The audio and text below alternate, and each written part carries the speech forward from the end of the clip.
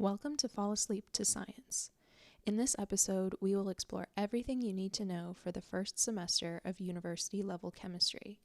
Consider this a review of the first semester of general chemistry. Let's begin with scientific laws. Scientific laws are statements that summarize past observations and predict future occurrences. In other words, scientific laws describe how nature behaves. For example, the law of conservation of mass is a scientific law that states mass can be neither created nor destroyed. The law of conservation of energy is also a scientific law that is important for chemistry. It states that energy can be neither created nor destroyed, but energy can change forms. Systems with high potential energy tend to move in a direction to lower their potential energy in what are known as spontaneous reactions. Scientific theories, on the other hand, explain the why behind observations. Matter can be classified in two ways. The first is by state, meaning matter can be either a solid, liquid, or gas.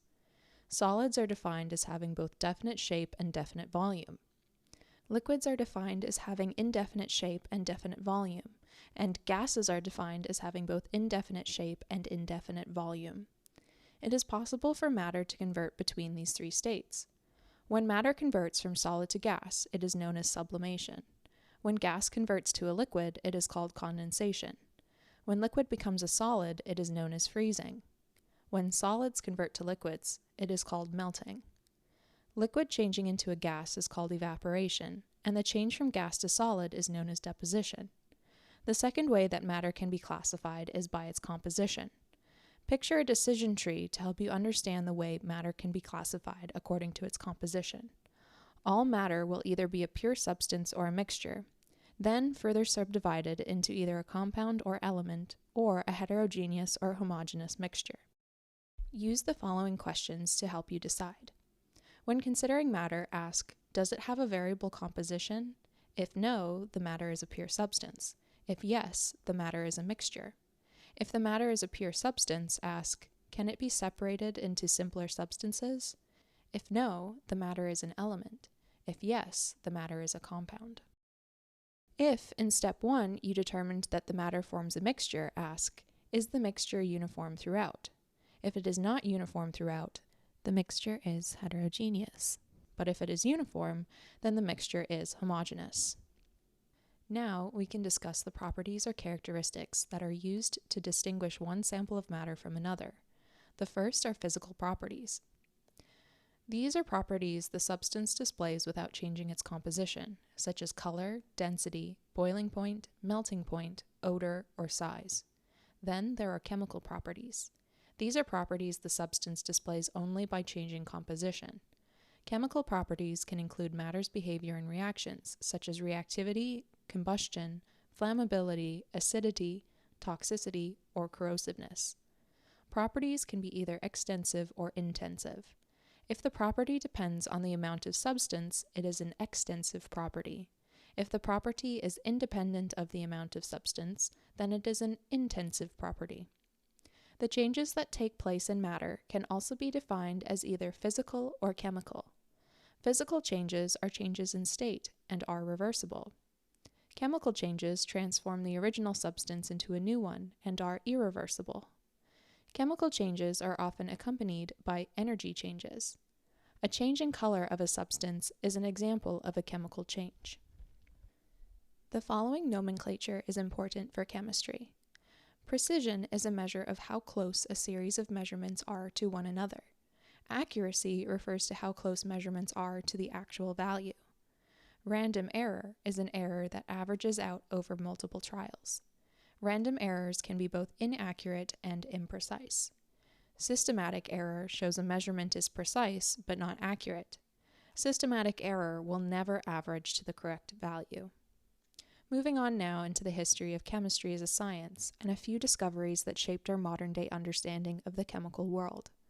The first is Dalton's atomic theory that was put forward in the early 1800s. This theory states the following. Each element is comprised of tiny, indestructible particles called atoms. All atoms of a given element have the same mass and properties that distinguish them from the atoms of other elements. Atoms combine in simple whole number ratios to form compounds, and atoms of one element cannot change into atoms of another element in a chemical reaction. 3 laws led to the formation of Dalton's atomic theory. They are the law of conservation of mass, the law of definite proportions, and the law of multiple proportions.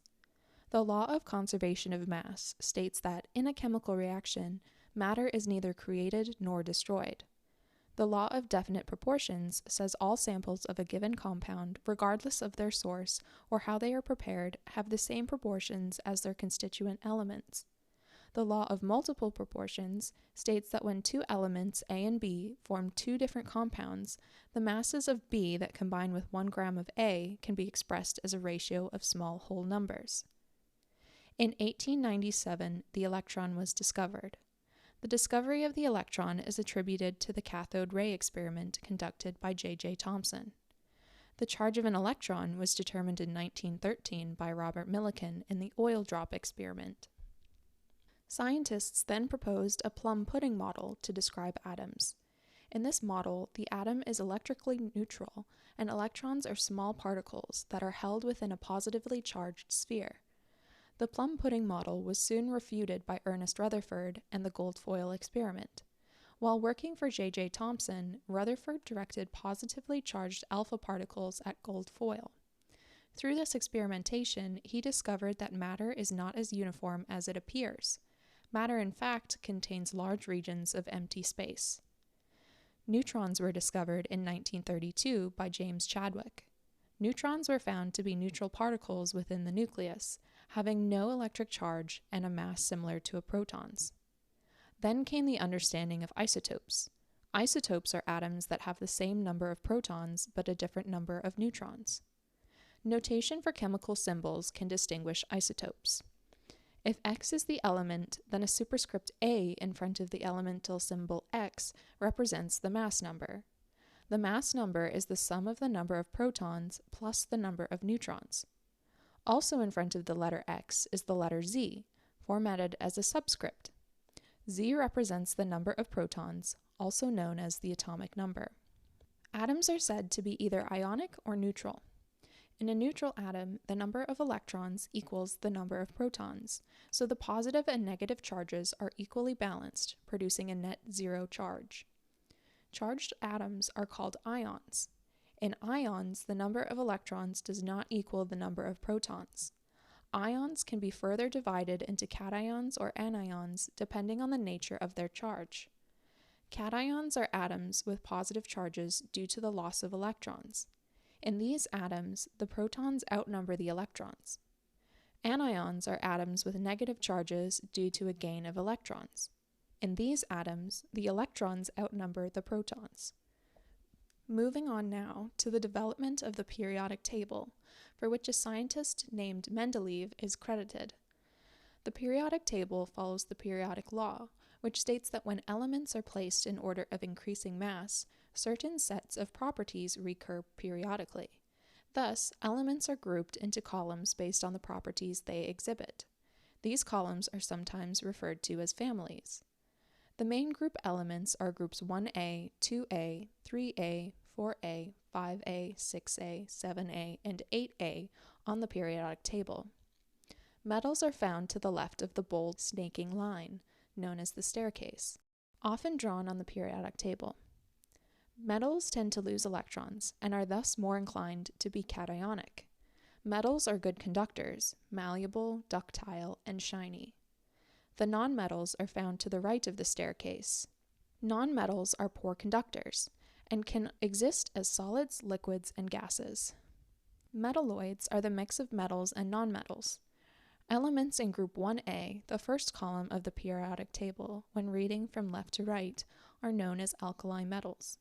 These elements are very reactive and likely to lose one electron. As a result, they are assigned a +1 charge. The second column on the periodic table represent group 2A, the alkaline earth metals. These elements like to lose 2 electrons, giving them a +2 charge. Groups 3A, 4A, and 5A have no common names. Belonging to this group, though, is nitrogen, which tends to gain 3 electrons. Group 6A are the chalcogens. These elements like to gain 2 electrons, giving them a -2 charge. The halogens belong to group 7A. These elements are very reactive and like to gain 1 electron, giving them a characteristic -1 charge. Finally, the noble gases can be found in group 8A. These elements are chemically inert and carry 0 charge. It is important to keep in mind that atomic mass is not the same as mass number. Atomic mass considers all isotopes of given elements and is weighted according to their natural abundance. The atomic mass unit, known as AMU, is equal to the sum of the fractional abundance of an isotope N multiplied by the mass of that isotope N. The AMU is given in units of grams per mole. A mole is defined by Avogadro's number, N sub A. 1 mole is equal to 6.022 times 10 to the 23rd. If the atomic mass is divided by the molar mass, it returns the grams in 1 mole of a substance. Returning now to the conversation on mixtures versus compounds. We know that pure substances can either be elements or compounds, but these definitions can also be broken down further. Elements can be either atomic or molecular. An element is atomic if it exists in nature as a single atom. An element is molecular if it does not exist in nature as a single atom.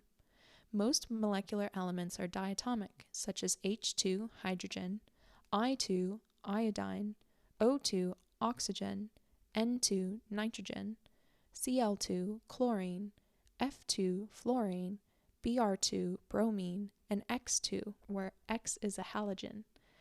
There also exists polyatomic molecules, such as P4, phosphorus, and S8, sulfur. Compounds, on the other hand, can be either ionic or molecular.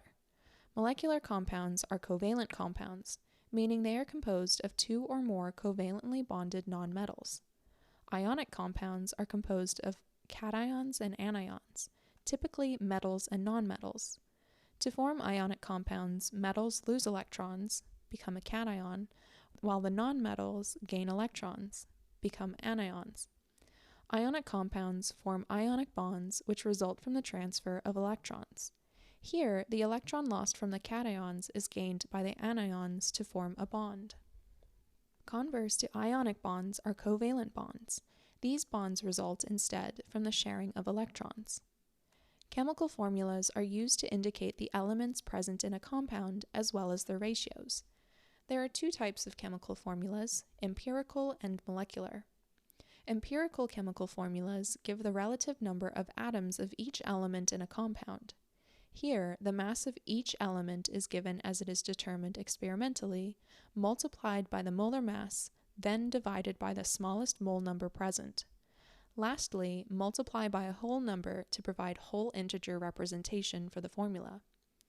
In molecular formulas, the actual number of atoms of each element in a compound is given. The molecular formula is a whole number ratio of the empirical formula.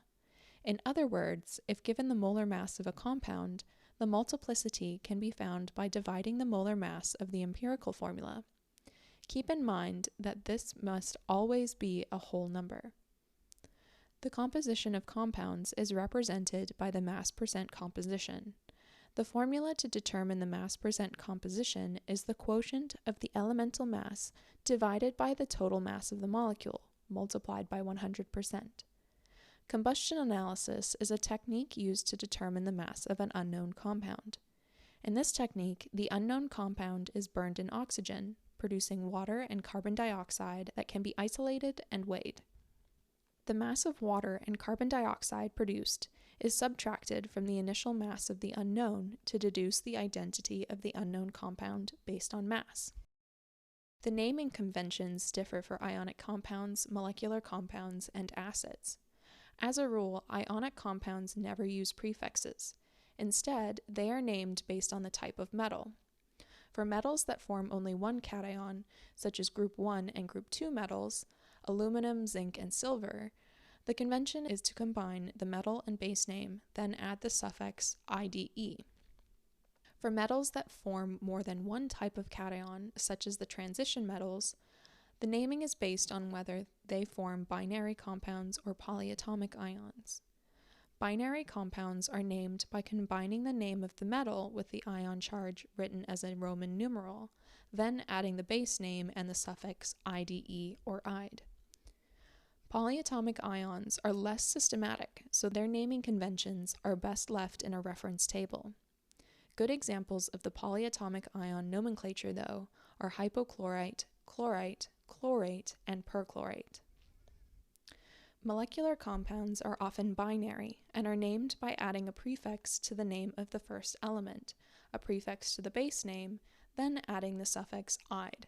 If there is only one element as the first element, no prefix is given to the first element. Acids are molecular compounds that release H+ ions into solution. The nomenclature of acids depends on whether the acid is binary or an oxyacid. For binary acids, the prefix hydro is added to the base name of the anion, then the suffix "ic acid" or "ic acid" is added. Oxyacids are acids of polyatomic ions. If the polyatomic ion had an ending of ate or ate, then the suffix is changed to "ic" followed by acid.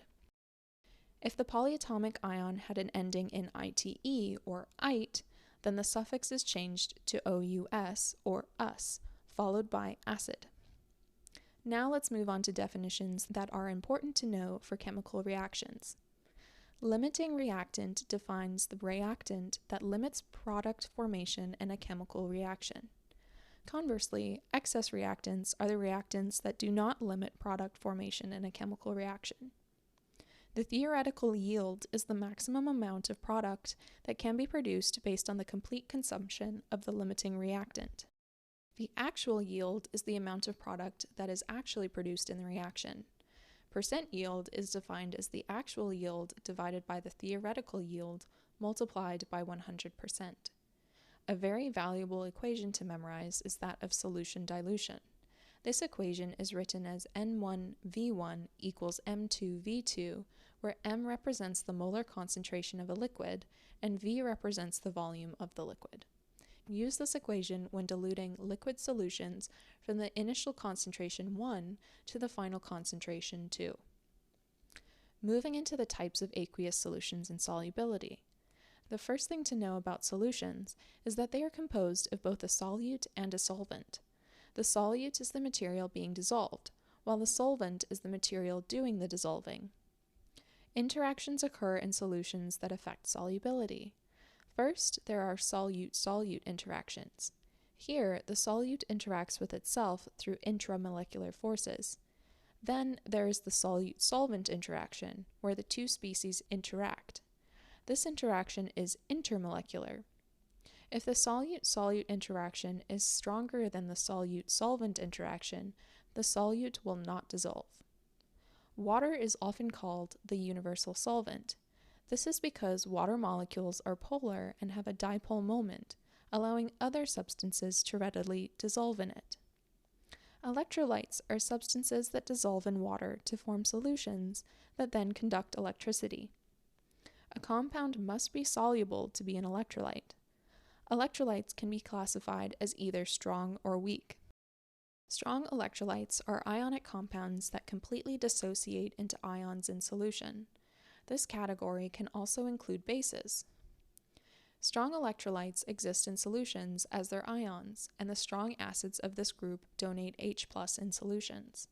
A few examples of strong electrolytes are hydrochloric acid, HCl, hydrobromic acid, HBr, hydroiodic acid, Hi, and nitric acid, HNO3. By contrast, weak electrolytes are weak acids because they only partially ionize or dissociate into ions in solution. Non-electrolytes are molecular compounds, excluding acids that can dissolve but will not conduct electricity. When it comes to solubility, a compound is deemed soluble if it exists in a solution in the aqueous phase. A compound is insoluble if it exists in solution in the solid phase. Precipitation is a type of aqueous reaction in which a solid, called the precipitate, is formed. The reaction scheme for precipitation reactions follows this pattern. The molecular equation is written to have all compounds represented as neutral chemical formulas. Then, the complete ionic equation is written to indicate the dissociations of the atoms. The net ionic equation is then composed where only the species that take part in the reaction appear. The spectator ions are any ions that do not take part in the overall reaction. In acid-base reactions, also known as neutralization reactions, acids and bases are combined to produce liquid water and a salt. Two definitions exist for which to classify acids and bases. The Arrhenius definition defines an acid as a substance that produces H+ ions in aqueous solution. An Arrhenius base, by contrast, is a substance that produces OH- ions in aqueous solution. The Bronsted-Lowry definitions are a bit different. An acid by the Bronsted-Lowry definition is a proton donor in solution, while a base is a proton acceptor in solution. Acids and bases are strong or weak depending on their propensity to behave according to their definition. If a compound can act as either an acid or a base, it is called amphoteric. A compound is amphiprotic if it can both donate or accept hydrogen ions. A compound that is amphiprotic is also amphoteric, but an amphoteric compound may not necessarily be amphiprotic. Another type of reaction are gas-evolving reactions. These reactions go until completion. Then there are the oxidation-reduction reactions, also known as redox reactions. These are electron transfer reactions that involve both oxidation and reduction.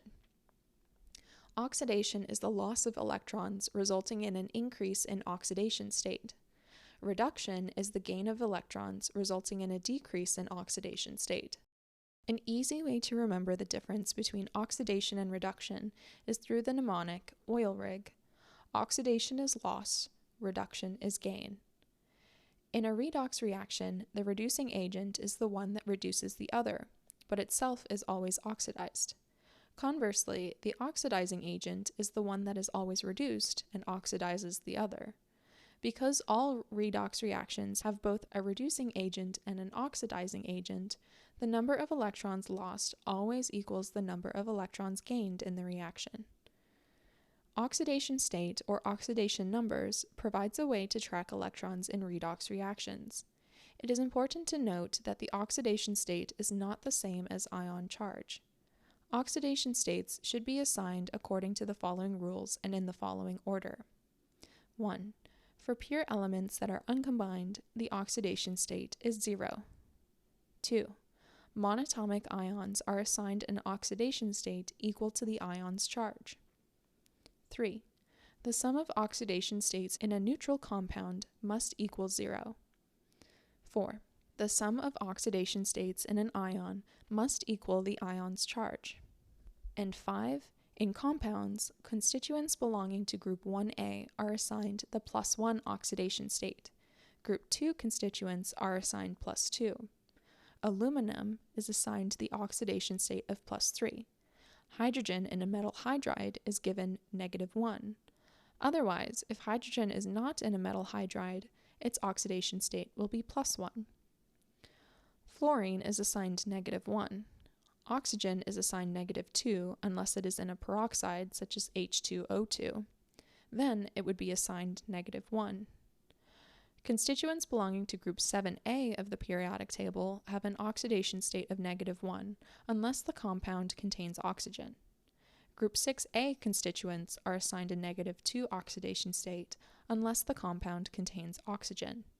Finally, group 5A constituents are given a -3 oxidation state unless the compound contains oxygen. Lastly, in step 6, any items that were not covered in the list are deduced from rules 3 and 4. Moving now into a discussion about gases. Gases have the following properties: indefinite shape and indefinite volume. Gases are easily compressed and have low indefinite densities. They can diffuse rapidly through each other and exert pressure on the surfaces they touch. The pressure of a gas depends on its concentration, volume, and temperature. The concentration of a gas is the number of particles in a given volume. A higher concentration means the pressure will be higher. When it comes to volume, a larger volume means the pressure will be lower because the gas particles are allowed to be more spread out, leading to fewer collisions. Temperature refers to the average speed of the gas particles. Higher temperatures mean faster speeds, more chances for collisions, and therefore higher pressure.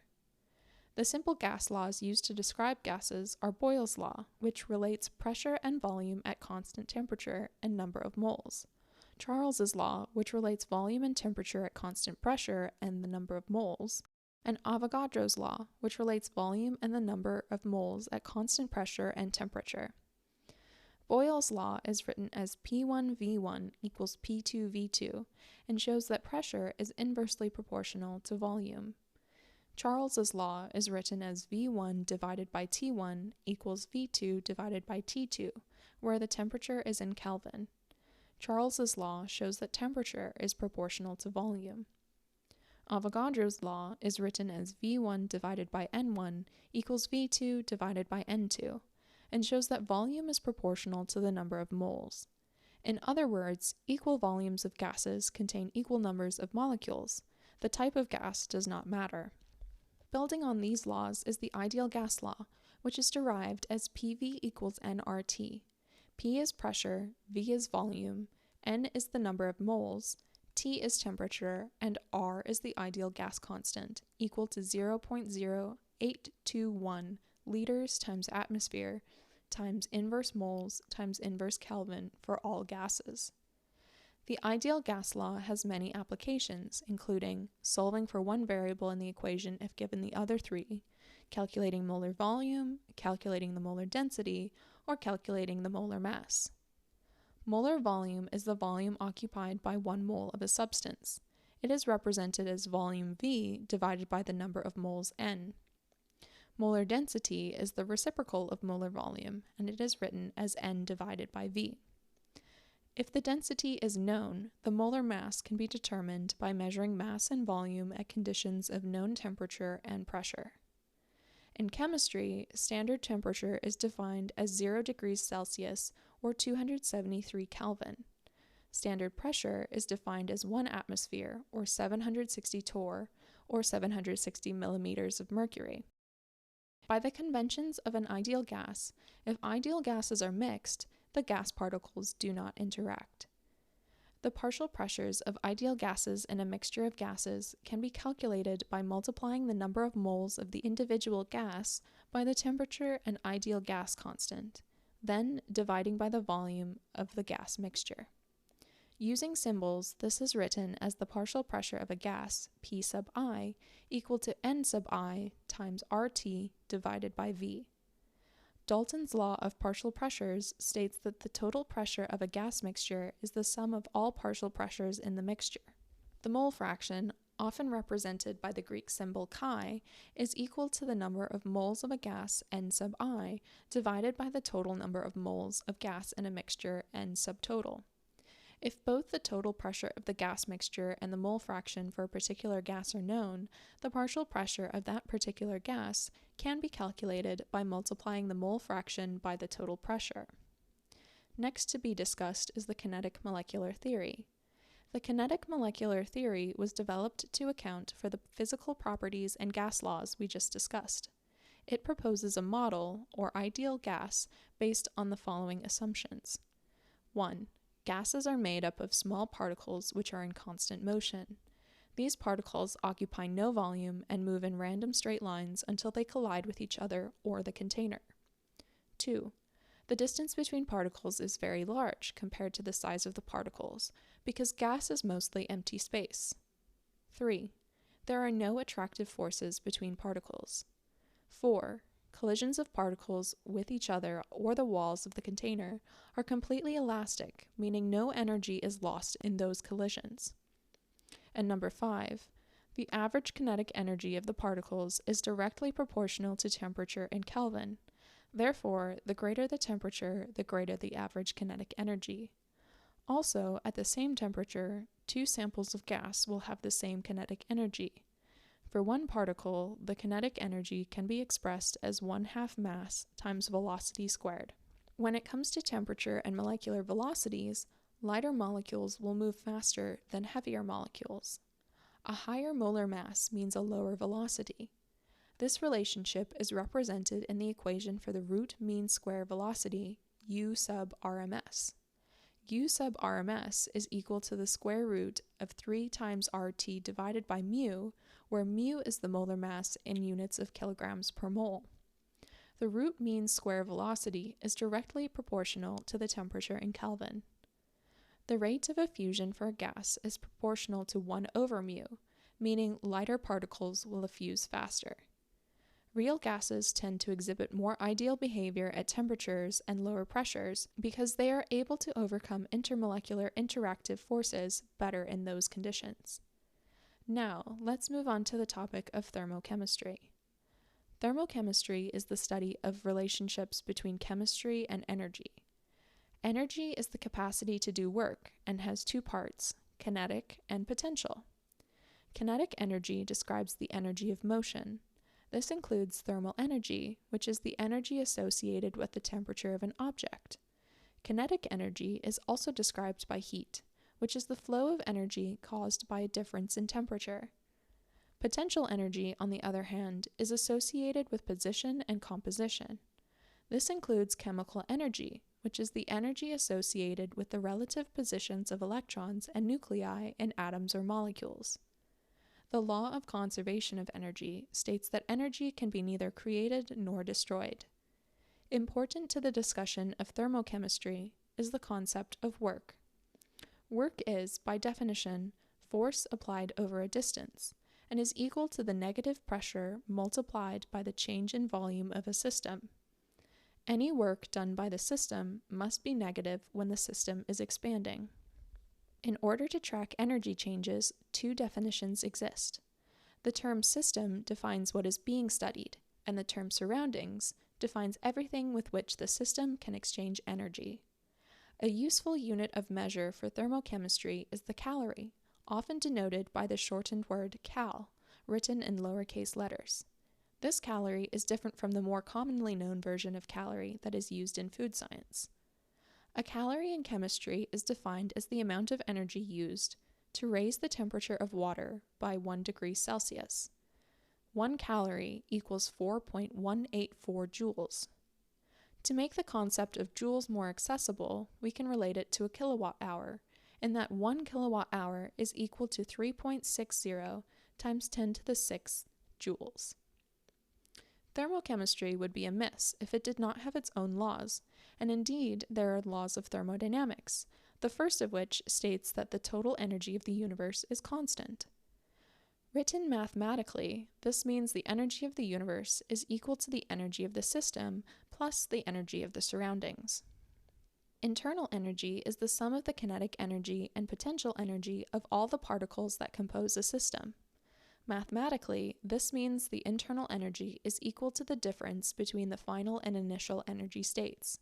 For chemical reactions, this means the internal energy is equal to the difference between the energy of the products and reactants in a reaction.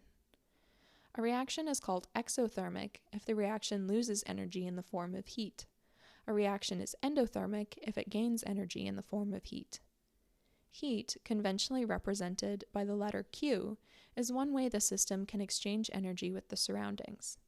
The change in energy is the sum of heat and work. There exist sign conventions for the properties of thermodynamics to indicate whether the process is endothermic or exothermic. In chemistry, endothermic processes are assigned to be positive. For heat, this means the system gains thermal energy. In an endothermic process, work is done on the system, so W is positive. Energy flows into the system, so the change in energy is positive, and heat flows into the system, so the change in enthalpy is also positive. Exothermic processes are defined to be negative in chemistry. For heat, this means the system loses thermal energy, so Q is negative. In exothermic processes, work is done by the system, making W negative. Energy flows out of the system, so the change in energy is negative, and heat flows out of the system, so the change in enthalpy is also negative. If a system is in thermal equilibrium, there is no additional net transfer of heat. A good equation to know is Q equals C delta T, where Q is the heat, delta T is the change in temperature, and C is the heat capacity constant. The heat capacity is the quantity of heat required to change the temperature of a system by 1 degree Celsius. It is an extensive property, meaning it depends on the amount of material present. Heat capacity is a measure of the system's ability to absorb thermal energy without undergoing a large change in temperature. For a given amount of heat, the larger the heat capacity, the smaller the change in temperature. The specific heat capacity is the intrinsic capacity of a substance in the system to absorb heat, and is denoted by C sub S in units of joules times inverse grams times inverse Celsius. The specific heat capacity is the amount of heat required to raise 1 gram of a substance by 1 degree Celsius. Notice how the specific heat capacity is dependent on the mass of the substance. Using the specific heat capacity, the heat in joules, is equal to mass times the specific heat capacity multiplied by the change in temperature in units of degrees Celsius. The molar heat capacity is the amount of heat required to raise 1 mole of a substance by 1 degree Celsius. The molar heat capacity is given in terms of joules times inverse moles times inverse Celsius. Note how the molar heat capacity is dependent on the number of moles of the substance.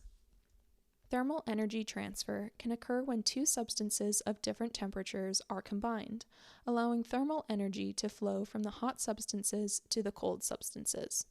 If the two substances are thermally isolated, then the heat of the system will be equal to the negative heat of the surroundings. Calorimetry provides a way to measure the thermal energy exchanged by the system and surroundings. It does this by observing a change in temperature of the surroundings. Two methods of calorimetry exist. The first is constant volume calorimetry, also known as bomb calorimetry. As we know, work is equal to pressure times the change in volume. If the volume is constant, like it is in bomb calorimetry, then the change in volume term is equal to 0, making the work equal 0 as well. The change in energy of the reaction, represented by heat plus work, then is equal to the heat at constant volume, since the work is 0.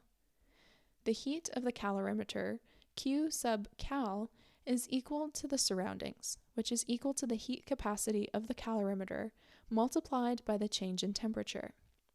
The resulting value will be positive, which means the process is exothermic, giving a negative heat of reaction.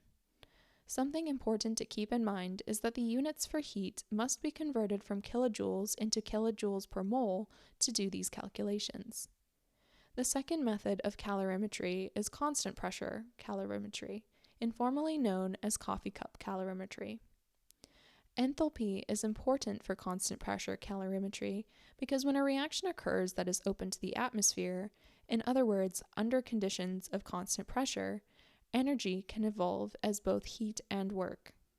Enthalpy is an extensive property and is equal to the internal energy plus the product of pressure multiplied by volume. Every term in this equation is a state function, meaning it is independent of the path. Enthalpy can also be expressed as the heat plus work minus work, which is simply just the heat at constant pressure. This can be extrapolated further to equal mass times the standard heat capacity multiplied by the change in temperature. These relationships show us that enthalpy and energy are similar when no large volume changes occur. Also, the sign for enthalpy changes when the reaction is reversed. According to Hess's law, since the change in enthalpy delta H is a state function, if a chemical reaction can be expressed as a sum of a series of steps, then delta H of the reaction equals the sum of delta H for each step. Next comes the standard enthalpy. Standard enthalpy is the change in enthalpy when all reactants and products are in their standard state. The standard enthalpy of formation for a compound is the change in enthalpy when 1 mole of the compound forms from its constituent elements in their standard states. This means that for pure elements, the standard enthalpy of formation is 0. If heat flows into the system, it is an endothermic process, meaning enthalpy is positive. If heat flows out of the system, it is an exothermic process, and enthalpy is negative. Let's now return to properties of electrons in atoms by discussing Coulomb's law. Coulomb's law describes the attractions and repulsions between charged particles. For like charges, the potential energy that exists between them is positive, but it decreases as the particles get farther apart, becoming more stable. For opposite charges, the potential energy is negative and becomes more negative as the particles get closer together, making the interaction more stable. The strength of the interaction increases as the size or magnitude of the charge increases. For multi-electron atoms, the electrons experience both an attractive and repulsive force. This causes the electrons to have a net reduced attraction to the nucleus. In other words, the electrons are shielded from the nuclear charge, in a phenomenon known as shielding. Related to this concept is effective nuclear charge, denoted as Z sub EFF. The effective nuclear charge is the total amount of attraction an electron feels from the nucleus. It increases as the size of an atom decreases. Or, for those systematically inclined, the effective nuclear charge increases from left to right in a row of the periodic table.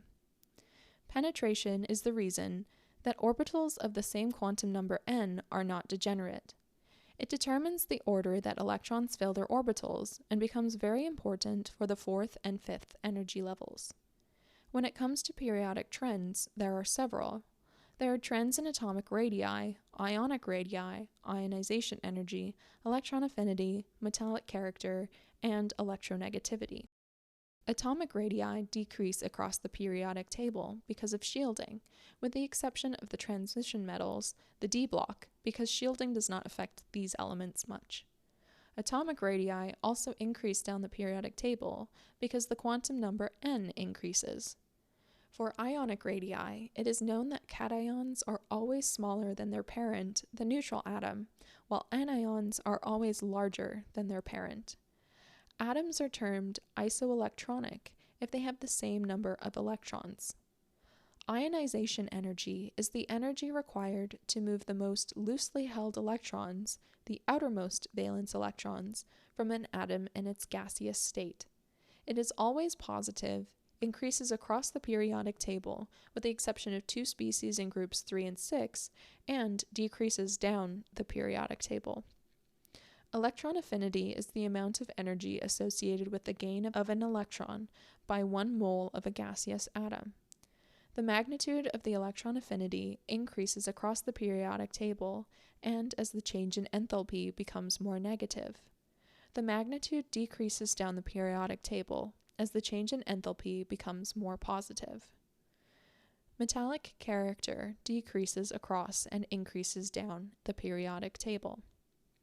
Electronegativity describes an atom's ability to compete for the shared electrons with another atom to which it is bonded. It increases across and decreases down the periodic table. The most electronegative atoms are fluorine, oxygen, and nitrogen, with fluorine being more negative than oxygen, which is more electronegative than nitrogen. As a side note, the least electronegative atoms are the central atoms in Lewis structures, except for hydrogen, while the most electronegative atoms are terminal atoms in Lewis structures. Transition metals have magnetic properties because their unpaired electrons have spins that generate a magnetic field. Atoms or ions are paramagnetic if they have an unpaired electron. Paramagnetic atoms have a magnetic attraction. Atoms or ions are diamagnetic if all electrons are paired. They will have no magnetic attraction. When considering molecules, it is important to think about formal charge. Stable Lewis structures strive to minimize the formal charge, and for neutral molecules, the sum of all formal charges equals 0. For ions, the sum of all formal charges must be equal to the ion's charge. Should the formal charge be negative, it should reside on the more electronegative atom in the molecule. The term octet refers to the standard number of 8 electrons that can fit in an orbit around an atom. There are some exceptions to this, though. Elements in the third row and below can have expanded octets because they have empty d orbitals available to them, and boron and aluminum like to form compounds with 6 electrons around the central atom because they have incomplete octets. Odd electron species also exist. For example, nitric oxide has a total of 11 electrons, 6 around the oxygen and 5 around the nitrogen. When it comes to bond energy, breaking bonds is always positive. It is useful to draw Lewis structures to determine the change in enthalpy when breaking bonds. Lattice energy is the formation of a crystalline solid from gaseous ions. The lattice energy becomes less negative, in other words less exothermic, when ionic radius increases. It becomes more exothermic or more negative with increasing magnitudes of ionic charge. When it comes to lattice energy, charge trumps size. As the ionic radii increase down a column in the periodic table, the ions cannot get as close to each other and therefore do not release as much energy when the lattice forms. To draw Lewis structures, the following information may be useful. First, there are electron pair geometries, tetrahedral, trigonal bipyramidal, and octahedral, which are assigned based on the number of electron groups in the atom. For atoms with 4 electron groups, the electron pair geometry is tetrahedral. Atoms with 5 electron groups have trigonal bipyramidal geometries, and atoms with 6 electron groups follow the octahedral electron pair geometry. Other geometry classification involves the molecular geometry, which is dependent on the number of bonding and lone pairs that exist among the electron groups present. The types of molecular geometries include tetrahedral, trigonal pyramidal, bent, trigonal bipyramidal, seesaw, T-shaped, linear, octahedral, square pyramidal, and square planar. The bond angle and polarity differ according to the geometry. 4 electron groups that all exist as bonding pairs mean the molecular geometry is tetrahedral, and the bond angle is 109.5 degrees. These molecules are not polar. 4 electron groups where all 3 exist as a bonding pair and 1 is a lone pair give the molecule a trigonal pyramidal geometry with a bond angle less than 109.5. These molecules are polar. 4 electron groups where half are bonding pairs and the other half are lone pairs produces a molecular geometry called bent, where the bond angle is less than 109.5 and the molecule is polar. 5 electron groups, all in bonding pairs, produces a trigonal bipyramidal geometry, with 2 bond angles of 90 degrees and 120 degrees in a nonpolar structure. 5 electron groups where 1 is in a lone pair gives the molecule what is known as seesaw shape. Here, the bond angles will be less than 90 and less than 120 degrees, and the molecule will be polar. 5 electron groups where 3 are in bonding pairs and 2 are in lone groups forms a T-shape molecular geometry. Both bond angles are less than 90 degrees in this polar structure. 5 electron groups with 2 bonding pairs and 3 lone pairs provides the molecule with a linear geometry. The bond angle here is 180 degrees and the molecule is not polar. Carrying on to molecules with 6 electron groups. If all groups exist as bonding pairs, the molecular geometry is the same as the electron pair geometry, octahedral. The bond angle is 90 degrees for these nonpolar molecules. When 5 bonding pairs and 1 lone pair exist, the molecule has a square pyramidal molecular geometry with bond angles less than 90 degrees and polarity. Finally, when 4 bonding pairs and 2 lone pairs exist, the molecular geometry is square planar. The bond angles are all 90 degrees and the molecule is not polar. Let's shift gears now to talk about dynamic equilibrium. A reaction is at equilibrium if the rate of the forward reaction is equal to the rate of the reverse reaction. This is often represented by 2 arrows stacked on top of each other and pointing in opposite directions. When a reaction is in dynamic equilibrium, the concentration of products and reactants are constant over time, though not necessarily equal. The equilibrium constant, represented by a capital K, relates the concentration of products with the concentration of reactants at equilibrium, as the ratio of product concentrations to reactant concentrations raised to the power of their respective coefficients. The equilibrium constant is large, in other words, much greater than 1 when the forward reaction is favored. In this instance, the products are favored and the reaction is said to lie to the right. A small k, or an equilibrium constant much less than 1, means that the reverse reaction is favored. The reactants are favored in this case, and the reaction lies to the left. When the equilibrium constant is approximately equal to 1, neither the forward nor reverse reaction is favored, and both the reactants and products are present in appreciable amounts. The equilibrium constant is dependent on temperature, and the concentrations at equilibrium. When the reaction is reversed, the equilibrium constant of the reverse reaction is equal to the inverse of the equilibrium constant of the forward reaction, 1 over k sub f. When the reaction is multiplied by a coefficient n, the equilibrium constant is equal to kf raised to the power of n.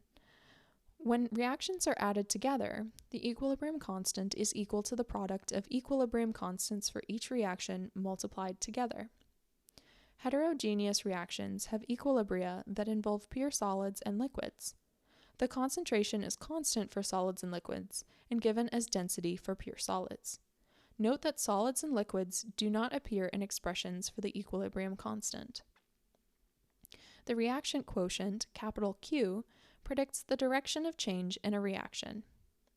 The expression is the same as K. However, it is calculated using initial concentrations instead of equilibrium concentrations. If Q is the same as K, then the reaction is at equilibrium and there is no shift in direction. If Q is greater than K, the reaction is shifted left to reach equilibrium, resulting in more reactants.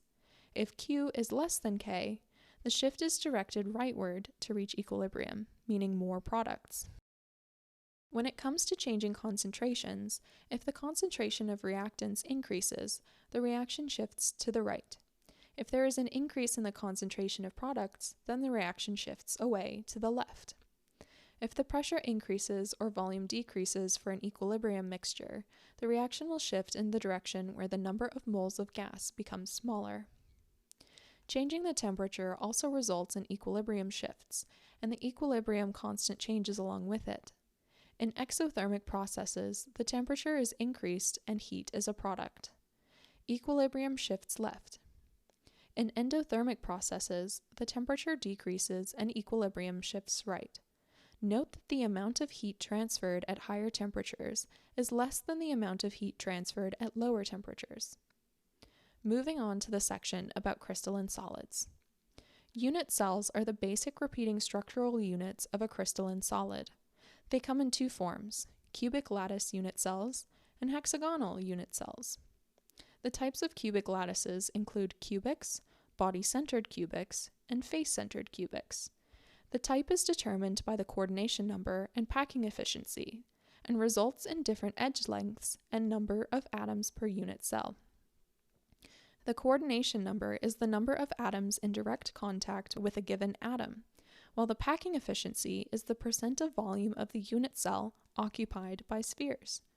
The packing efficiency is calculated by dividing the volume of the atom by the volume of the unit cell, then multiplying by 100%. Characteristics of the simple cubic include an edge length equal to 2 times the atomic radius, a coordination number of 6, a packing efficiency of 52.36%, and 1 atom per unit cell. The bodied-centered cubic has an edge length of 4 times the radius divided by the square root of 3, a coordination number of 8, packing efficiency of 68%, and 2 atoms per unit cell. The face-centered cubic has an edge length of 2 square root 2 multiplied by r. The coordination number is 12, the packing efficiency is 74%, and there are 4 atoms per unit cell. There are 3 fundamental types of crystalline solids: molecular solids, ionic solids, and atomic solids. First, let's explore molecular solids. Here, the unit cell positions are occupied by molecules, and they tend to have low melting points. The molecules of molecular solids are held together by intermolecular forces. Some examples include ice water with the formula H2O and dry ice with the formula CO2. Next, ionic solids are solids where the unit cell positions are occupied by ions. More interesting are the atomic solids in which the unit cell positions are occupied by atoms. These atoms in the unit cell can be non-binding, metallic, or have a network of covalent compounds. If the atoms are non-bonding, such as for solid noble gases, the atoms are held together by weak dispersion forces. If the atoms are metallic solids, then they are held together by metallic bonds of varying strength and have variable melting points. If the atoms are held together by covalent bonds, then they fit into the network covalent compounds category. They will have high melting points. Now for a discussion on solutions. Solutions have two parts, the solvent, which is present in large quantities, and the solute, which is present in lesser quantities. Solutions can be gaseous, such as air, liquid, known as aqueous solutions, or solid, such as metal alloys. Various interactions can happen in solutions, such as solvent-solvent interactions, solvent-solute interactions, and solute-solute interactions. The ratios between these interactions determines whether or not a solution forms. For example, if the ratio of solvent to solute interactions is greater than or equal to that of either solvent to solvent or solute to solute interactions, then a solution will be formed. Otherwise, if the solvent to solute interactions are weaker than the solvent to solvent or solute to solute interactions, no solution will form. A good rule of thumb when it comes to solutions is that like dissolves like, meaning polar solvents will dissolve polar or ionic compounds, while nonpolar solvents will be miscible with nonpolar compounds. Solubility is a measure of the amount of solute that can dissolve in a given amount of solvent. To describe a solution completely, one must identify the components, i.e. the solutes and solvents of a solution, and the concentration, which includes molarity, molality, percent by mass, percent by volume, mole fraction, and mole percent. Molarity, represented by a capital M, is the moles of solute per liter of solution. It is temperature dependent. Molality, on the other hand, is denoted by the lowercase letter m, and is temperature independent since no volume measurements are involved. Molality is the moles of solute divided by the mass of solvent in units of kilograms. Percent by mass is the mass of solute divided by mass of solution multiplied by 100%. For more dilute solutions, instead of multiplying by 100 to give a percentage, one can multiply by 10 to the power of 6 to express the concentration in parts per million, ppm. Or you could multiply by 10 to the 9 to express concentration in parts per billion, ppb. Percent by volume is the volume of solute divided by volume of solution, multiplied by 100%, but this is a less common way to represent concentration. The mole fraction is the number of moles of solute divided by the number of moles of solution, and it can be multiplied by 100% to give the mole percent of a solution. Anytime there is a property that depends on the number of particles in solution, but not the type of particles, it is deemed a colligative property. For example, the way electrolytes are classified is based on colligative properties. A non-electrolyte will put 1 mole of particles into a solution, leaving 1 mole of particles in that solution. A strong electrolyte will put particles into a solution, then completely ionize in that solution. The term colligative property includes vapor pressure of solutions, vapor pressure of pure solvent, non-volatile or non-electrolytes, volatile solutes, freezing and boiling points, and osmotic pressure. Volatile solutes are solutes that evaporate easily, so the pressure of the solute contributes to the pressure of solution. For two-component systems, the total pressure of the system is equal to the sum of each component's pressure. If the intermolecular forces are weaker, then there will be a higher pressure. Non-volatile solutes, by contrast, follow Raoult's law. Osmotic pressure is the pressure necessary to stop osmotic flow, which is the flow of solvent from a solution of lower concentration to a solution of higher concentration. The Van 't Hoff factor I is useful for solutions because it is concentration dependent. For non-electrolytes, I equals 1. The Van 't Hoff factor has both ideal expected values and actual values. When it comes to energetics of solutions, we must consider the change in enthalpy and its implications. For solutes, the change in enthalpy is always positive, meaning it is greater than 0, and intermolecular forces are broken. For solvents, the delta H of the solvent is also greater than 0, and breaking of intermolecular forces occurs. However, when it comes to mixing, the change in enthalpy is negative, as new intermolecular forces form during mixing. The change in enthalpy for a solution is equal to the sum of delta H's for the solution, solvent, and mixing. Delta H of the solute plus delta H of the solvent plus delta H of mixing. For solutions where water is a solvent, though, the delta H of solution is equal to delta H solute plus delta H hydration, where delta H hydration is the heat of hydration. The heat of hydration is the enthalpy change when 1 mole of gaseous solute is dissolved in water. It needs the gaseous state because there are no intermolecular forces to break in gases. Thus, delta H of the solute equals 0. There are 3 cases. If the absolute value of the delta H solute is less than the absolute value of the delta H of hydration, this produces the delta H of solution that is less than 0 and is exothermic. If the absolute value of the delta H of the solute is greater than the absolute value of the heat of hydration, this produces a delta H of the solution greater than 0, which is endothermic. If the delta H of the solution equals the delta H of the hydration, then the enthalpy of the solution is equal to 0. Finally, when it comes to the chemical formula for dynamic equilibrium of crystalline solids, the arrow pointing in the forward direction, or rightward, indicates dissolution, while the arrow pointing in the reverse direction, or leftward, indicates recrystallization. Solubility, represented by the capital letter S, is the maximum amount of solute that can dissolve in water. If the molarity of the solute is less than the solubility, the solution is unsaturated.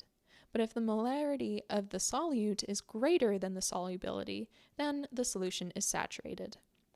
To be saturated means the solution contains both the solute in solid form and the solute in solution. Supersaturation is a very specific case that exists for a small amount of time between when the substance temperature is increased, which increases the solubility, and when the substance is cooled. During that window of time, the solution will be supersaturated momentarily. The solubility of solids is affected by temperature. If the temperature is increased, the solubility will increase. For gases, the solubility is affected by temperature and pressure and follows Henry's law. If pressure increases, the solubility increases. It would be remiss to talk about solutions without discussing acids and bases. So let's now take a look at the 3 different definitions for acids and bases. The first is the Arrhenius definition, which states that an acid is a substance that produces H+ ions in aqueous solution, and a base is a substance that produces OH- ions in aqueous solution. The Bronsted-Lowry definition focuses on which species donates or accepts the proton, while the Lewis definition focuses on who accepts the electron pairs. In the Bronsted-Lowry definition, the acid is the proton donor in solution, and the base is the proton acceptor. But in the Lewis definition, the acid is the electron pair acceptor, and the base is the donor of the electron pair. Water is amphoteric, meaning it can act as an acid or a base. Strong acids are strong electrolytes, meaning they will completely dissociate in solution. Strong acids always use a single forward arrow in chemical formulas. Known strong acids are hydrochloric acid HCl, hydroiodic acid HI, hydrobromic acid HBr, nitric acid HNO3, perchloric acid HCl4, and sulfuric acid H2SO4. All the other acids are weak acids and weak electrolytes, so they exist in equilibrium. The strength of a weak acid can be quantified using the ionization constant Ka, which tends to be small for weak acids, but can vary greatly. A larger Ka indicates a stronger acid. Water has a unique property called the autoionization of water, which is always happening in solutions.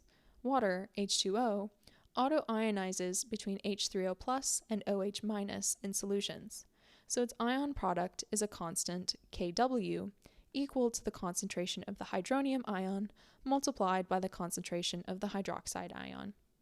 The dependence on concentration means the ion product constant of water is temperature dependent. At 25 degrees Celsius, the Kw is equal to 1 times 10 to the power of -14 molar. The square root of the Kw at 25 Celsius equals 1.0 times 10 to the negative 7 molar. In a neutral solution, this will be the concentration of the protons and the concentration of the hydroxide ions. It is the reason why the neutral pH of water is defined as 7. In acidic solutions, the concentration of protons will be greater than 1.0 times 10 to the negative 7 molar, and in basic solutions, the concentration of protons will be less than 1 times 10 to the negative 7 molar. The pH scale is defined as such. pH equals the negative logarithm of the concentration of H+ in solution. The pH scale is temperature dependent. At 25 degrees Celsius, a solution is acidic if the pH is less than 7, neutral if equal to 7, and basic if the pH is larger than 7. Note that one is able to take the p of anything. For example, you could use the same negative logarithm on the concentration of OH- in solution to give the pOH. You could also find the pKw, which is just the sum of pH and pOH, and is equal to 14. As we already discussed, strong acids completely ionize in solution. For a monoprotic acid such as HCl, the concentration of the strong acid will be equal to the concentration of H+ ions produced. Thus, to find the pH of strong acid solutions, one must compare the contribution of H+ from the strong acid to that of water to see which contributes more. Weak acid solutions are less straightforward because they only partially ionize in solution, so the concentration of weak acid will not equal to the concentration of protons in solution. To find the pH of weak acid solutions, it is necessary to set up an ice table to calculate the pH using the Ka of the acid. Note that in small x approximations, the ratio of x to the initial concentration of weak acid must be less than 5%. The percent ionization of weak acids is equal to the ratio of the concentration of protons at equilibrium and the initial concentration of the weak acid. Another type of acid is the polyprotic acid. Polyprotic acids can donate more than one proton in solution and always dissociate in a stepwise manner. For typical weak acids, you only have to consider the loss of the first proton, because the equilibrium constant for the first loss will always be greater than for the losses that follow. In other words, the Ka decreases with each subsequent loss of a proton. Therefore, we can treat polyprotic acids as monoprotic acids when calculating pH, pOH, concentration, etc. Some examples of polyprotic acids are sulfuric acid H2SO4, phosphoric acid H3PO4, and carbonic acid H2CO3. On the flip side, strong bases completely ionize in solution. These are typically species belonging to group 1 and group 2 of the periodic table. For strong bases, the concentration of hydroxide ions, OH-, is equal to the concentration of the strong base. Weak bases generally don't contain the OH- ion, but will produce it in solution. For example, for some base B in the aqueous phase added to liquid water, there exists an equilibrium reaction producing BH+ and OH-. We can calculate an equilibrium constant Kb for this reaction, where Kb is equal to the product of the BH+ and OH concentrations divided by the concentration of the base B. The smaller the Kb, the weaker the base, and the stronger the conjugate acid. Salts are formed in acid-base reactions and have acid-base properties. They are ionic compounds that contain both a cation and an anion, which are different than H+ and OH-. To determine what kind of salt has been produced, we can answer the following questions. Is the cation in group 1 or 2 of the periodic table? If yes, then it is a neutral spectator salt. If no, then the salt is acidic. Also important to ask is if the anion is a conjugate base of a strong acid. If it is likely a neutral spectator. If not, we should further ask if it has an ionizable H+ available. If it does, then it is an amphoteric salt. If it doesn't, then it is a basic salt. Thus, we can say the salts of strong acids and strong bases are always neutral. When it comes to a strong base or weak acid reaction, the salt is basic, and the salts of weak base strong acid reactions are acidic. Factors that affect acidity of the bond between hydrogen and some compound X are the bond strength and the polarity of the bond. There are 3 different cases: binary acids, oxyacids, and organic acids. Binary acids are substances like HF, HCl, HBr, or HI. HF has the largest dipole moment and the strongest bond, but HI is actually the strongest acid. Moving down a group in the periodic table provides weaker bonds and thus stronger acids because they are better able to completely dissociate. Moving right across a row in the periodic table provides stronger acids that are more polar. Oxyacids are some compound X bound to oxygen and hydrogen. For these compounds, more oxygens means more acidity because the dipole increases. Organic acids are what remain. For these substances, the greater the dipole, the more polar the compound, and the more acidic it becomes. Buffers are solutions that resist changes in pH. These can be a solution that contains either a significant amount of weak acid and the salt of its conjugate base, or a significant amount of weak base and the salt of its conjugate acid. A common ion, such as F-, is the product in both the dissociation of the weak acid and salt. In the presence of a common ion, the concentration of H+ produced will be less and have a lower percent ionization. The Henderson-Hasselbalch equation only works with buffers and if the small x approximation is valid. Buffering capacity refers to the amount of acid or base that can be added to a buffer solution before its pH changes drastically. A buffer solution is most effective when the concentration of the protonated acid and the concentration of the deprotonated acid are large and equal, because the change in pH is smaller when concentrations of components are equal and large. Thus, for buffers, we want concentrations to be as large and as equal as possible. Typically, the buffer range is effective for up to 1 pH unit above or below the pKa of the weak acid. Titration curves help us to analyze buffer solutions and determine the concentration of an unknown substance in a solution. In a titration curve, the titrant is the species whose concentration is known, and the analyte is the species with the unknown concentration. An equivalence point is defined where the moles of a substance A equals the moles of substance B, which is also equal to the moles of salt in the solution. The solubility, S, returns for this discussion to describe the maximum amount in moles of solid that dissolves in 1 liter of solution. The solubility of a substance can be different in different solutions. In general, the solubility of an ionic compound is lower in a solution containing a common ion than in pure water.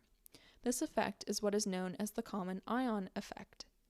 There is also a pH effect, which is that at high pH, equilibrium shifts left and solubility decreases, and at low pH, equilibrium shifts right and solubility increases. With that, we conclude this episode covering everything you need to know for the first semester of university-level chemistry. We covered everything from the classification of matter to important scientific laws in chemistry, properties of gases, different types of reactions, thermochemistry, electromagnetic effects in atoms and atomic structure, equilibrium reactions, and properties of solutions. If you enjoyed this episode, be sure to check out the others on this channel. Leave a comment, like, and subscribe to help more people find this podcast. Thank you for listening.